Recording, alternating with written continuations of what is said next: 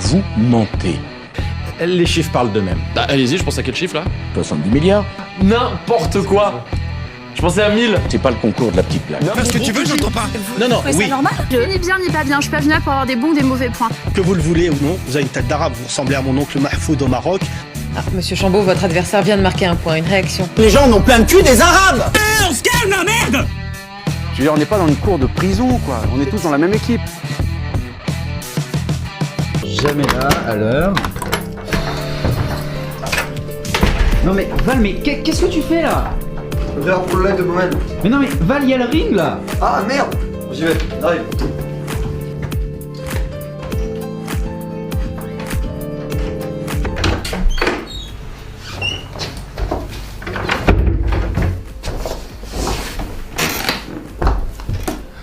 Salut à tous et bienvenue dans le Ring 3. Aujourd'hui on va se demander si la culture française est en danger, si elle se mondialise, si c'est une très bonne chose ou si à l'inverse ça nous fait peur. Avec deux invités. D'un côté Danny Caligula, youtubeur et streamer, qui traite tout un tas de sujets de culture allant de Camus, Nietzsche jusqu'à Kerry James ou Niro. Tu veux dire que dans les quartiers ils font quoi? Ils écoutent du rap marocain? Bah non, ils écoutent du rap français. D'un autre côté, Guilhem Carayon, ancien président de l'Uni à la Sorbonne et des Jeunes avec Aubert, aujourd'hui fondateur d'un collectif Juventas, qui permet une concertation des idées pour les faire remonter aux politiques de premier plan à droite. Tu peux pas me comparer quand même Médine à Victor Hugo, c'est quand même pas la même... Vos débatteurs sont prêts, votre présentateur est prêt. Vous êtes prêts? Anto, t'es prêt toi? Ouais, je crois que c'est bon là. Ok, bon on se retrouve dans le débat. Go! Salut à tous, nous voici donc au cœur du débat dans le Ring 3 avec Danny Caligula. Salut. Bonjour Danny. Salut. Et Guilhem Carayon. Salut Guilhem. Salut. On est ici pour parler de culture française. Est-elle en danger? Est-elle en train d'évoluer? Suit-elle un cours qu'on a envie de garder ou prend-elle un chemin qui fait peur aux gens? Nous sommes ici pour y répondre. Je vous poserai du coup cette question de manière très brute et on développera après avec différentes questions, mais la culture française est-elle en danger? Danny, tu peux peut-être commencer. Non. Non? Bah, mais je pense même une des grandes forces de la France, c'est justement sa culture qui brille à l'international, qui brille depuis maintenant des siècles. Je pense que c'est l'un des aspects de notre pays qui est le moins en danger, quoi. Guilhem, est-ce que tu as un avis un peu différent là-dessus? Moi je pense que oui, elle est en danger parce qu'elle a complètement changé. Et on a cette espèce d'impression que la culture serait la même qu'il y a 50 ans, que ce serait la même que celle de nos parents et nos grands-parents. Alors que c'est complètement faux. En réalité, on a eu une importation du modèle américain à travers le mode de consommation, à travers la gastronomie. Et tout ça, ça a fait que notre culture a été bouleversée. Il y a aussi l'importation du modèle asiatique en ce moment, avec des générations qui n'ont plus du tout la même culture. Et moi, je pense que si les Français ne défendent pas leur culture, il n'y aura personne pour la défendre. Et c'est pour ça qu'il y a certaines personnes qui doivent trouver cette vocation de défendre le patrimoine français, la culture française, qui est très vaste et qui a toujours été exceptionnelle. Bah, t'as raison sur le fait que la mondialisation et tout, ça a changé, il y a eu des impacts dans la culture française. Et non, moi, elle me semble même particulièrement forte en ce moment, parce que ce qui, pour moi, est un vrai changement culturel important, ce qui explique pourquoi le monde ne ressemble plus à celui de 50 ans, c'est Internet, et aussi le fait qu'aujourd'hui, les classes populaires, dont moi, par exemple, je viens, puissent s'exprimer grâce à Internet. Ce genre de format-là qu'on fait aujourd'hui, tous ces trucs-là ont fait qu'une nouvelle population s'est exprimée. Je pense aussi au rap, le rap français qui est reconnu mondialement, qui a des qualités littéraires, etc., et qui, pour moi, poursuit la grande tradition littéraire française. Alors, on peut penser à la chanson française, tu vois, genre à Brel, à Brassens, etc., Renaud, dont beaucoup de rappeurs se revendiquent pour continuer cet héritage. Et cet héritage-là, il vient aussi de Victor Hugo, etc. Donc pour moi, c'est en pleine continuité. Et il faut penser que là, c'est quoi? C'est 2019, Lajli, Les Misérables, qui a été le César du meilleur film et qui a gagné des prix à l'international. Et qui, moi, je trouve ça fabuleux que quelqu'un comme Hideo Kojima, tu vois, qui est un créateur de jeux vidéo japonais, dise bon bah cette année il y a 2 films à retenir, c'est Parasite, donc d'un Coréen, Corée du Sud, voilà, et Les Misérables. Et en fait là tu te dis bon bah la culture française elle a encore de beaux jours devant elle, quoi. Les Misérables qui avait été comparé à La Haine, le film de Mathieu Kassovitz. Est-ce que toi tu vois une évolution par exemple entre Les Misérables et La Haine et plus globalement entre Renaud ou Cabrel et le rap français?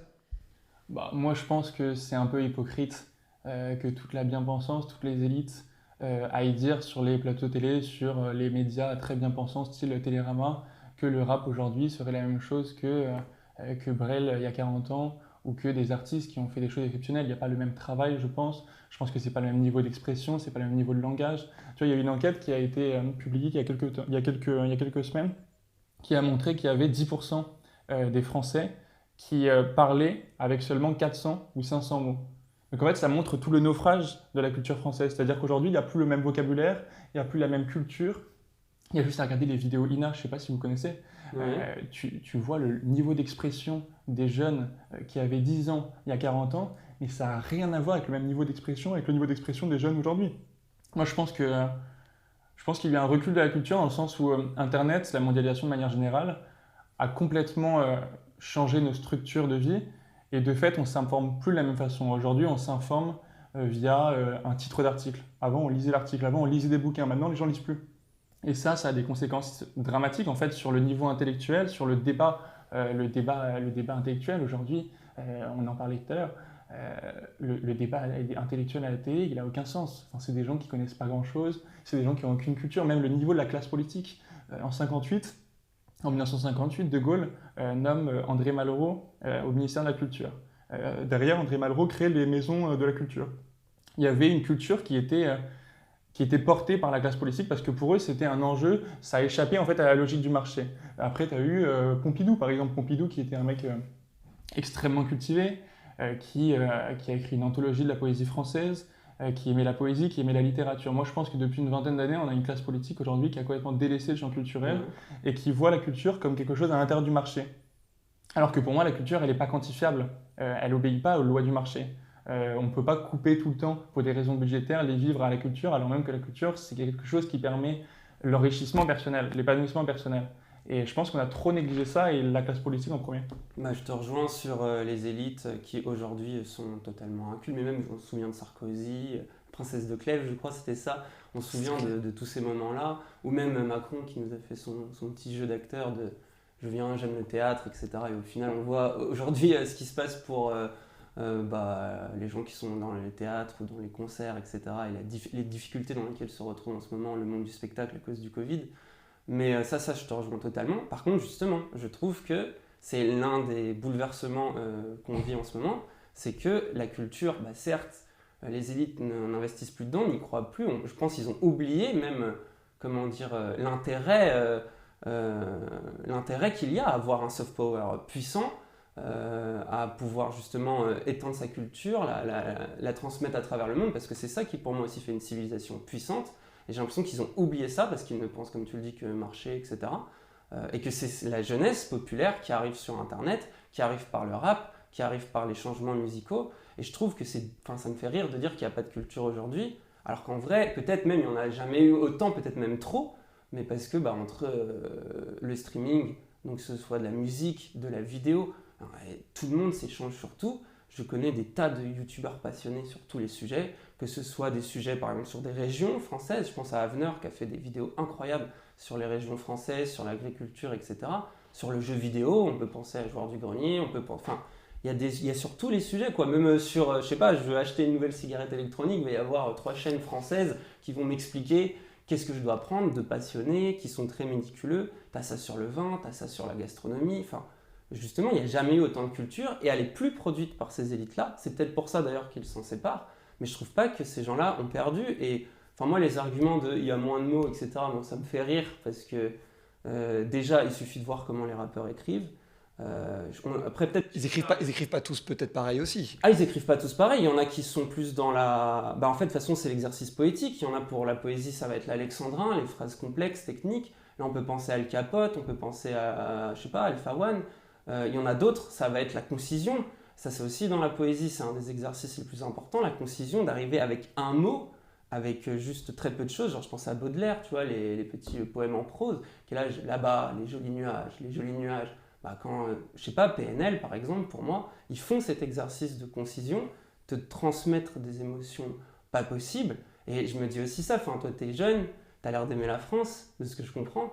Quand tu as vu PNL sur la Tour Eiffel, ça t'a pas fait quelque chose. C'est un symbole qui a été vu par le monde entier et qui a été reconnu par le monde entier et qui a donné, voilà, plein de gens rêvent de Paris, quoi. Aussi grâce à ça, grâce à ce clip. C'est un clip qui est très très beau et je trouve que, enfin, après c'est le débat, c'est de dire il y a de l'art majeur, de l'art mineur, c'est revenir à Gainsbourg, mais justement Gainsbourg, Al Capote, il le cite en référence, donc pour moi ça suit cette tradition-là. Peut-être que tu n'aimes pas l'évolution, que cette culture-là te parle moins que la culture d'il y a 50 ans, mais moi elle me parle par exemple, je la trouve hyper pertinente, je la trouve puissante et surtout elle vient en mode mais vas-y, on emmerde justement ces élites-là qui ne pensent plus qu'au marché financier, etc.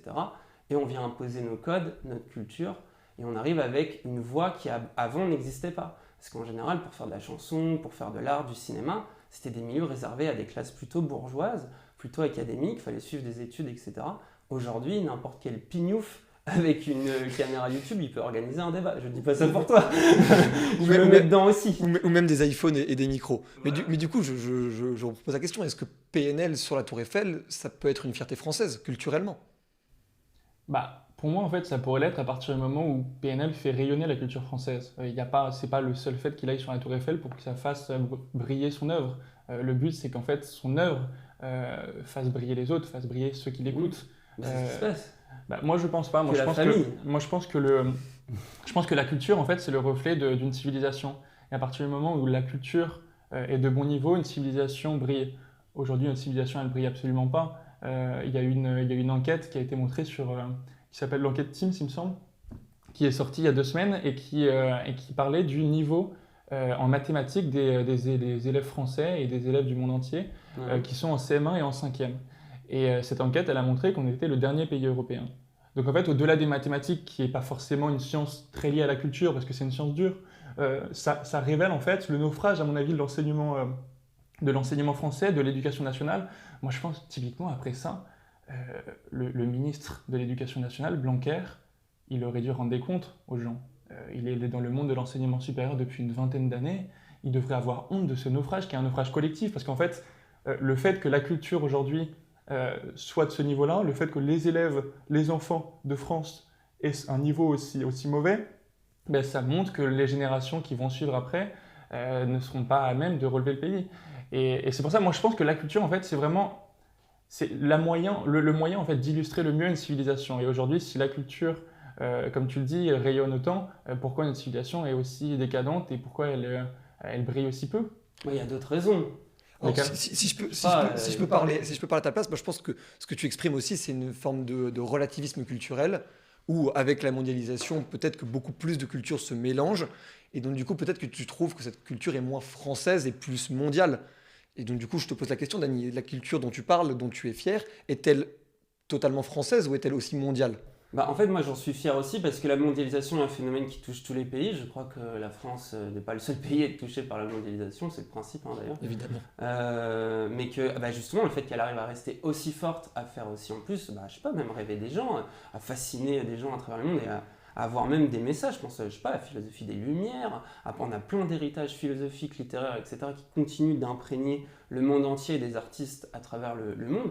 Et qu'elle arrive à rester aussi forte, voire même à jouer un rôle, parce que nous aussi dans la mondialisation, comme je le disais, je vais au Japon, l'influence de la France, je la sens au Japon, à la base c'est une île insulaire le truc, quoi. Faut quand même se rendre compte que ça a été jusque-là, et que y a cette admiration, il y a cette envie de s'ouvrir, et c'est partout dans les autres pays, tu arrives à toujours, dans n'importe quel pays où tu vas dans le monde, je pense que tu as des références au français, d'ailleurs je crois que la langue française, je sais plus, c'est la 3e la plupart du monde, mais la 4e, je sais pas. 4e ou 5e. Il y a une vraie influence, et justement, moi je la vois par rapport peut-être même à d'autres pays qui ont plus de mal ou qui finissent par se conformer à certains modèles et tout, elle arrive vraiment à substituer.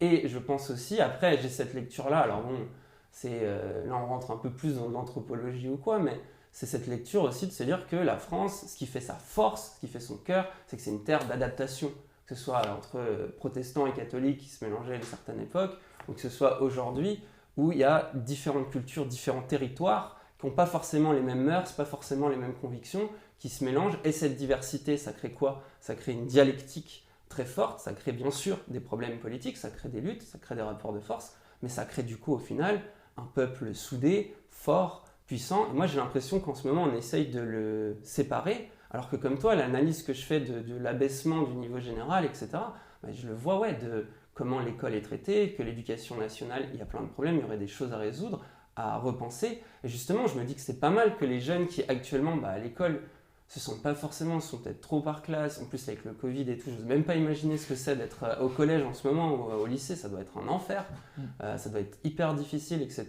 Que le soir ils rentrent, ils regardent YouTube, ils s'informent, et moi tous les jours j'ai des gamins, même de 15 ans, qui me disent je regarde tes vidéos, je me suis mis à lire Camus, je me suis mis à lire Nietzsche, je me suis mis à machin, et en même temps j'adore le rap, et c'est trop bien, merci d'avoir dit que Niro est Nietzschéen, ça me permet de faire des liens, j'ai été voir. En fait ils sont curieux de ouf, et peut-être c'est pas l'école, là, l'éducation nationale qui est en train de réussir ça, mais justement, Internet, l'éducation populaire, il y a d'autres choses qui se sont créées pour compenser, quoi. Mais moi, justement, ce que je reproche à ta vision, c'est que c'est la même, à mon avis, que l'éducation nationale, dans le sens où l'éducation nationale, aujourd'hui, elle part du principe que il ne faut plus transmettre des connaissances. Il faut que chacun formule sa propre façon de penser, et ça nécessite de s'ouvrir à plein d'autres cultures.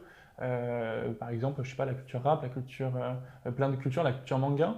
Et moi, je pense, contrairement à cette vision, qu'il faut toujours une culture commune forte. Il faut transmettre des connaissances de génération en génération parce qu'il faut un socle minimum de connaissances qui permet en fait à une génération de progresser.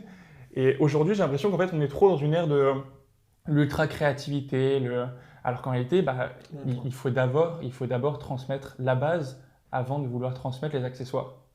Moi, c'est ma vision des choses. Et je pense que l'éducation nationale... mais la base, elle fonctionne. Comment tu deviens un créateur? Mais non, la base, tu elle regardes fonctionne des pas. œuvres d'art. La base, elle fonctionne pas. Il y a 20% des jeunes de 18 ans aujourd'hui qui n'arrivent même pas à écrire correctement.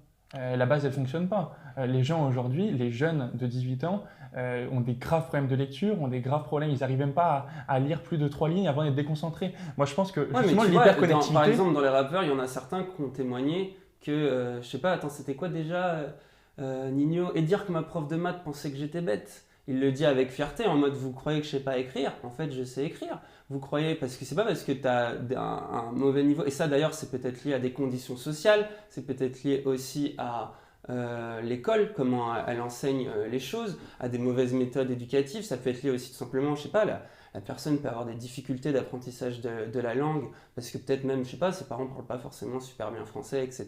Donc il y a toutes ces choses-là qui peuvent expliquer aussi que certains ont des difficultés. Il y a aussi un truc, moi par exemple, j'ai une difficulté, j'ai beaucoup de mal à écrire avec un crayon.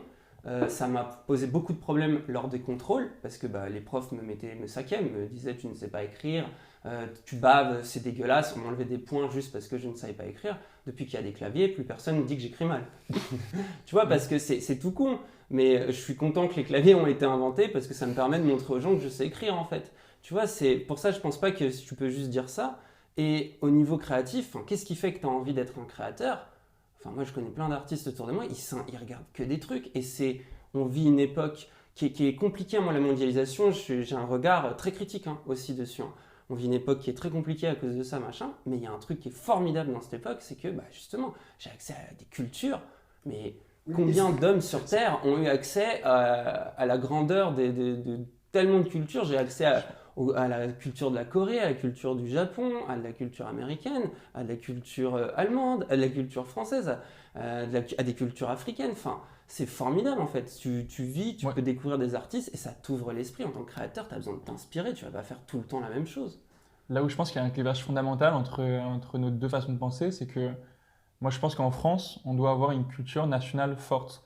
Et la pluralité de cultures qui sont issues de personnes issues de l'immigration et donc qui ont imposé des cultures, je pense qu'elle est mauvaise. Et en fait, ça reflète toute l'histoire de France. Ils ont imposé des cultures? Bah oui, évidemment, il y a des quartiers, les rappeurs français, ils citent Renaud. Non, mais il y a des quartiers de France dans lesquels la culture française n'est pas forcément respectée. Tu vois, c'est un exemple tout con, mais le jambon beurre aujourd'hui, il a été remplacé par d'autres plats, par le burger, tu vois. Et c'est vrai, la culture française aujourd'hui, elle est américain dans ce cas-là. Ah ben moi, je pense complètement qu'il y a eu une importation du modèle américain sur la France. Faut pas, c'est pas d'accord, c'est pas lié à l'immigration, mais c'est lié à la mondialisation plutôt. Je comprends que peut-être tu peux dire que dans certains endroits ça mange plus des kebabs que des jambons beurre, mais les kebabs du coup c'est quoi? C'est turc, c'est grec? Comme on dit, nous on disait un grec quand on était jeune, on mangeait un grec, tu vois. En fait, moi je pense que l'histoire de France elle a toujours été marquée par cette recherche d'uniformiser la culture pour avoir une culture nationale forte. Et c'est pas né hier.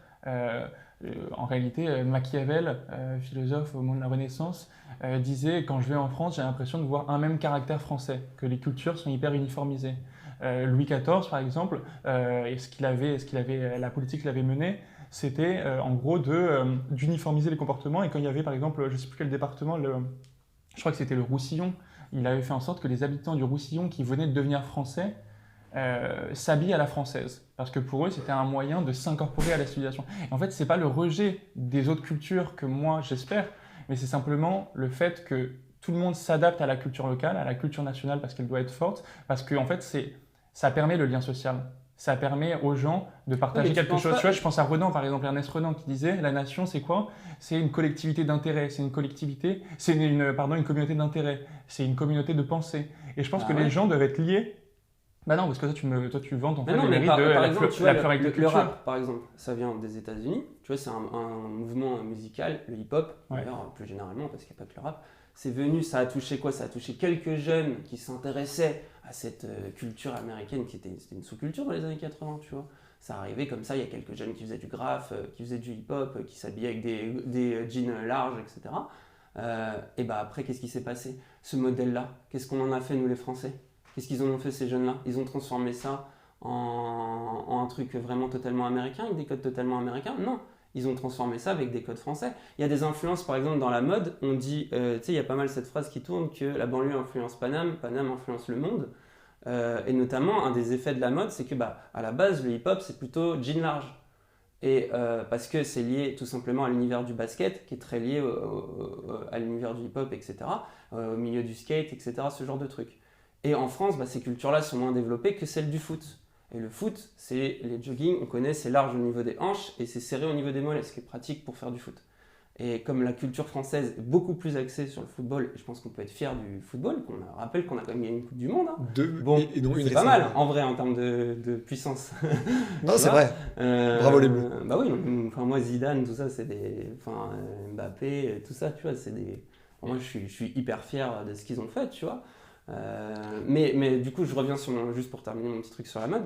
Et en fait, ce truc-là a fait que cette coupe-là est devenue un peu la coupe que tu as dans la mode et qui inspire aujourd'hui. C'est-à-dire que les Japonais, ils se sont mis à porter des Asics, qui à la base est une marque japonaise, parce que c'est des Français qui les portent avec style. À la base, eux, c'est un peu leur Décathlon. Ils n'ont pas spécialement envie de les mettre. Mais vu qu'il y a plein de rappeurs français qui portent des Asics parce qu'ils kiffent le délire, le côté sport et le fait que c'était une marque pas chère, et donc c'est un truc populaire qui a explosé, on peut penser à Décathlon, la marque Décathlon aussi, tu vois, dans l'univers de la mode. Décathlon, c'est un grand groupe français, on pourrait considérer que c'est une fierté française, tu vois, au niveau du fait qu'elle a été un peu partout.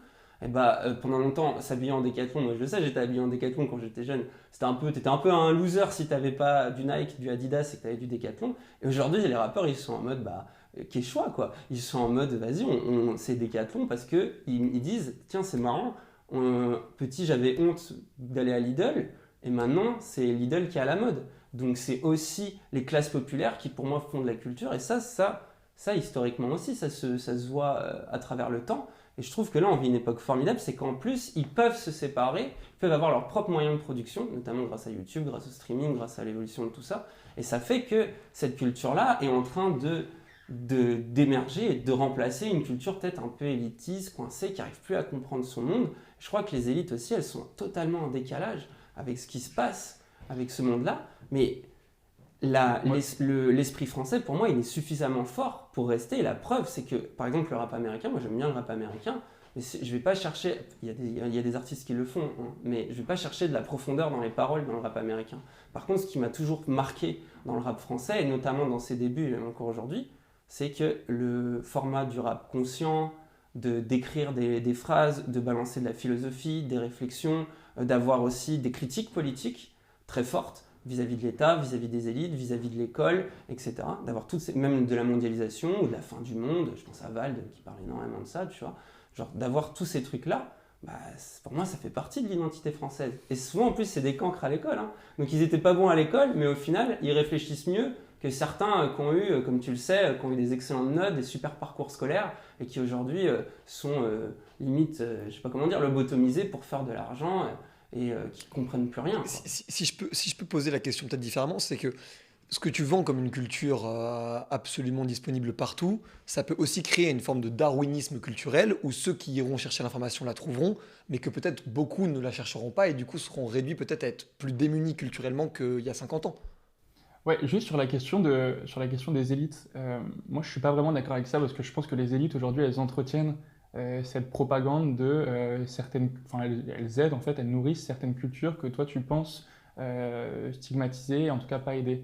Tu vois par exemple ça me fait penser à Angèle. Angèle elle chante je serais pas écoutée à la radio. Elle pense qu'en fait, elle pense que sa vision de défendre toutes les minorités c'est pas la vision dominante, alors qu'en réalité, les élites, elles raffolent de ça. Les élites, aujourd'hui, elles défendent ce modèle de, en gros, des minorités pour remplacer la majorité. Oui, mais est-ce qu'Angèle est une minorité, sachant qu'elle est fille de musiciens et qu'elle vient de Belgique? Oui, mais elle en joue, justement. Bah, moi, je pense que c'est sur hypocrite déjà, donc c'est autre chose, tu vois. Elle joue pas sur le côté. Ouais, mais c'est hypocrite. C'est hypocrite, moi je trouve que, bah si, parce qu'elle défend. Enfin, non, mais elle joue pas, elle dit pas que c'est une prolo, elle est pas en mode, je suis pas en mode. Non, mais elle défend. Je défends les banlieues ou quoi. Angèle, elle est en mode, bah je défends les femmes à s'habiller comme elles veulent, etc. Et elle est dans ce truc-là. Après, moi je suis d'accord avec toi pour dire que c'est un peu pop, c'est un peu lisse, etc. Ça, je suis d'accord avec toi, tu vois. Bien sûr. Mais termine ce que tu disais sur Angèle et du coup. Moi, je pense justement qu'en fait, il y a des gens qui défendent des minorités, qui ont une vision très idéologique et qui sont aidés par des élites qui font de la propagande. Netflix, par exemple. Netflix, qui est aujourd'hui la plateforme incontournable quand tu vas regarder un film, ils profitent de leur notoriété, ils profitent de leur superpuissance pour diffuser une opinion politique qui ne correspond pas forcément à celle de la majorité, qui ne correspond pas du tout à celle de la majorité. C'est-à-dire, par exemple, ils ont une catégorie LGBTQ. Ça, par exemple, ce n'est pas ce que pense la majorité. On n'a jamais demandé au peuple s'ils voulaient que la plateforme qui diffuse des films fasse de la propagande politique. Et moi, je pense que ces élites, en fait, elles ont entretenu un peu cette culture que certains pensent stigmatisée, un peu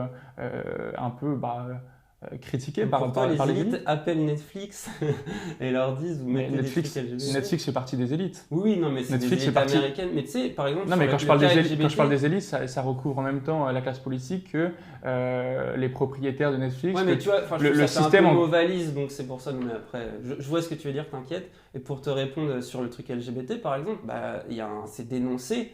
Dans certains mouvements LGBT, c'est vachement dénoncé ce que fait Netflix. Notamment, c'est quoi le terme qu'ils utilisent? Parce que là, pour le coup, c'est un terme américain aussi, puisque ça a été vachement dénoncé via les gender studies et machin.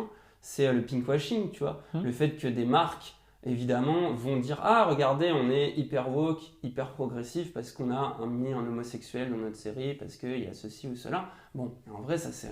Il y a aussi plein de gens qui en ont marre des LGBT qui sont en mode à chaque fois, ça me saoule. Ça peut être insultant aussi, cliché, même pour ça la peut être communauté. insultant. Et moi sur Netflix, j'ai regardé, il y a des séries LGBT qui sont pitoyables, genre c'est cliché, je trouve ça nul. Et il y a des trucs où les personnages sont hyper bien faits et ils sont pas limités à leur orientation sexuelle. Tu vois, comme d'habitude, le problème de la culture, c'est que c'est difficile de réussir une œuvre d'art. Donc c'est logique que sur 90% des trucs qui sortent, notamment quand c'est de la production industrielle, et ça les États-Unis, on le sait, sont très forts, et c'est leur soft power d'ailleurs, ils sont très très forts de balancer en permanence des séries, des machins, des trucs.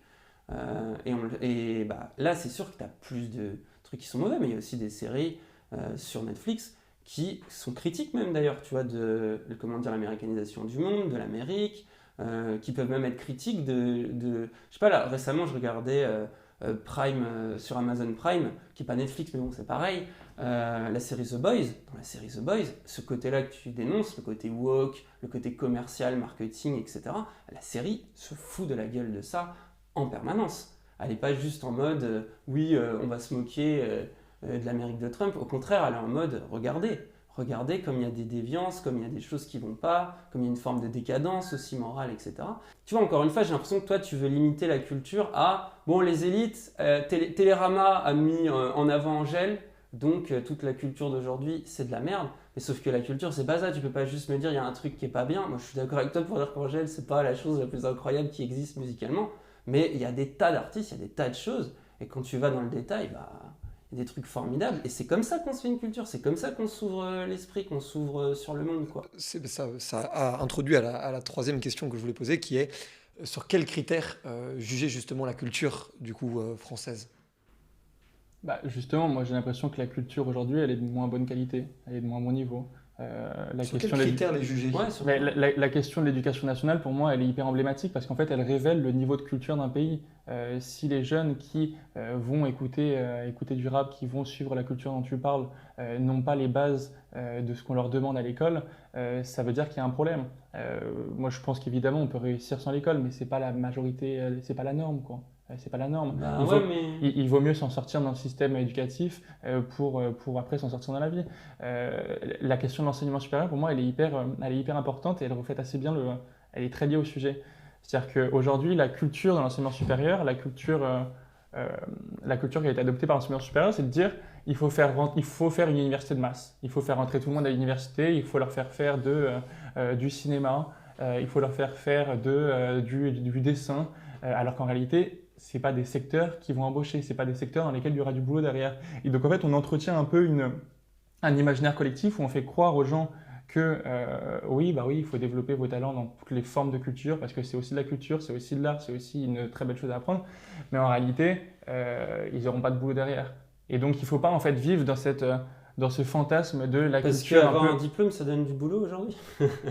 En fait, tu vois, par exemple, sans diplôme, en tout cas, tu as beaucoup plus de difficultés à trouver un boulot. Dilemme. Bah oui, moi je pense que ne pas avoir de diplôme aujourd'hui, ça ne permet pas de s'insérer sur le marché du travail.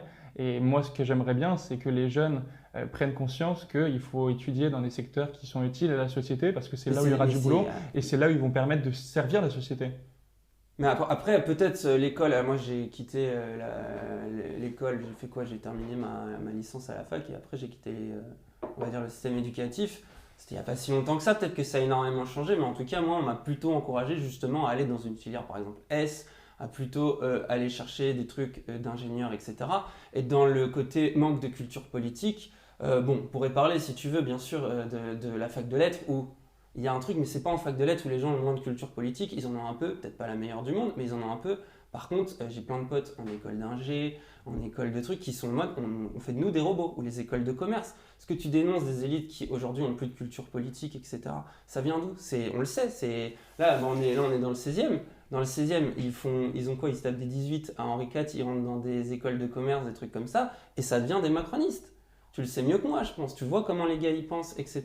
Donc, est-ce que ça, c'est pas un problème de l'école? Et pour revenir sur l'autre truc, c'est que moi, quand j'étais à l'école, j'étais un cancre. J'avais beaucoup des difficultés scolaires. Alors, je tenais mal mon stylo, donc tu vois, j'étais mal barré. Mais en plus de ça, j'avais des grosses difficultés scolaires. Ça n'empêche que je pense quand même que j'ai reçu une éducation qui est pas mal, quand on compare à d'autres siècles ou à d'autres pays. On a quand même sur une éducation qui n'est pas non plus la plus mauvaise qui soit. Et moi, à l'école, j'ai trouvé ça difficile.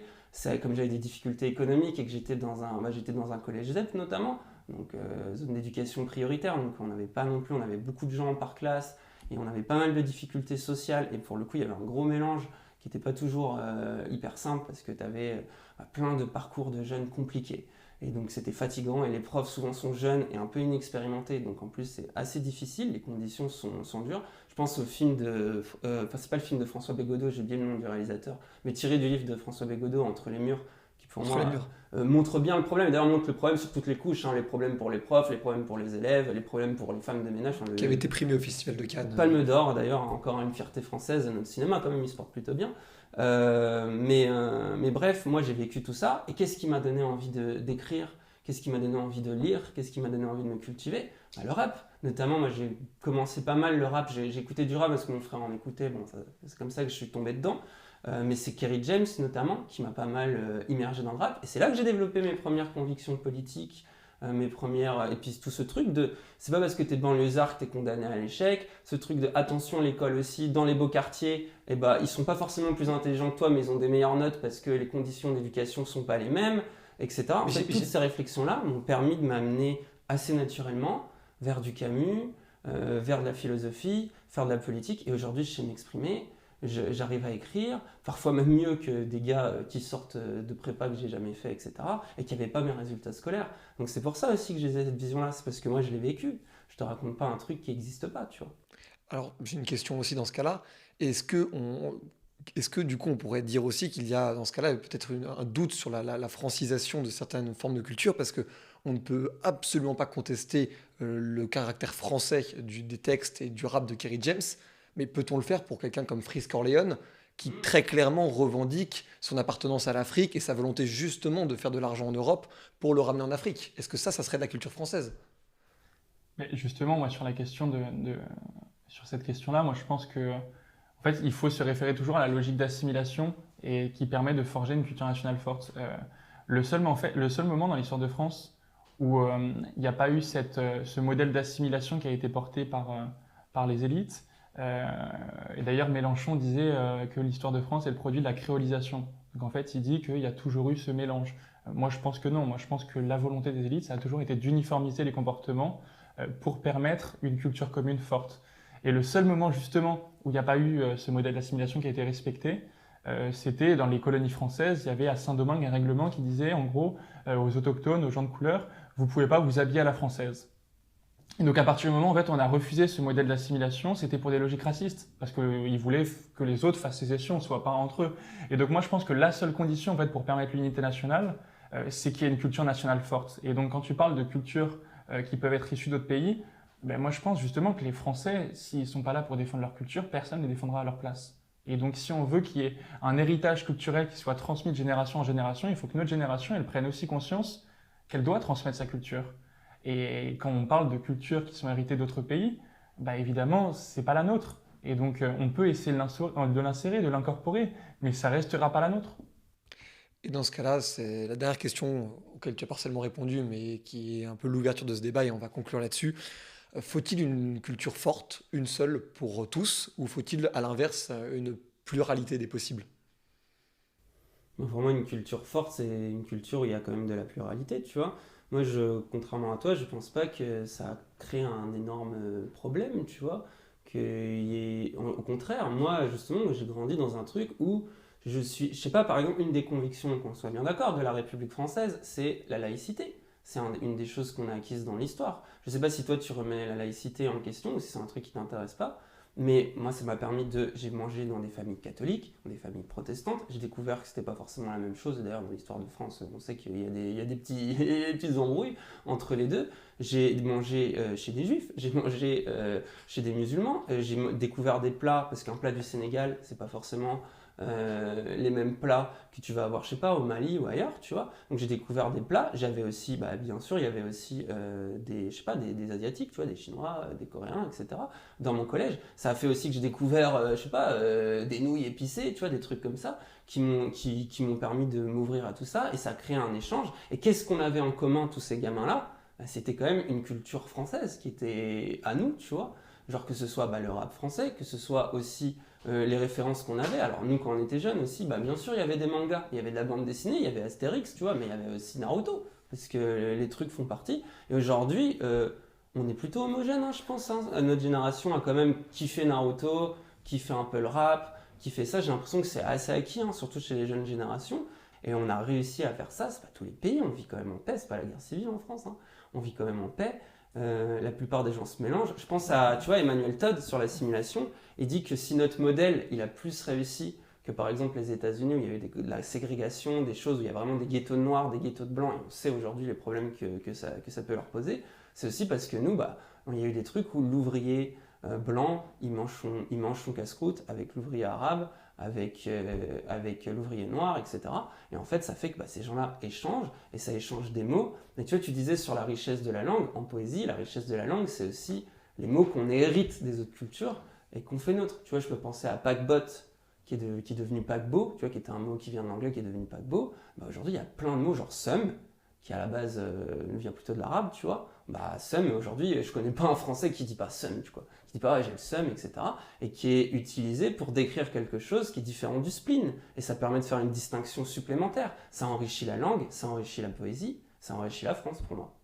Tu vois, tu parles d'Emmanuel Todd. Emmanuel Todd, il dit aussi que la France est dans un état pré-insurrectionnel. Parce que la violence est extrêmement violente en France. Et, pardon, il y a énormément de violence en France. Il y a il y a une personne qui se fait agresser tous les 44 secondes. Todd dit pas ça. Ça, c'est Zemmour qui dit ça. Non. Sur la violence, les 40 jours et tout. Todd dit pas, il sort pas ces raisons-là.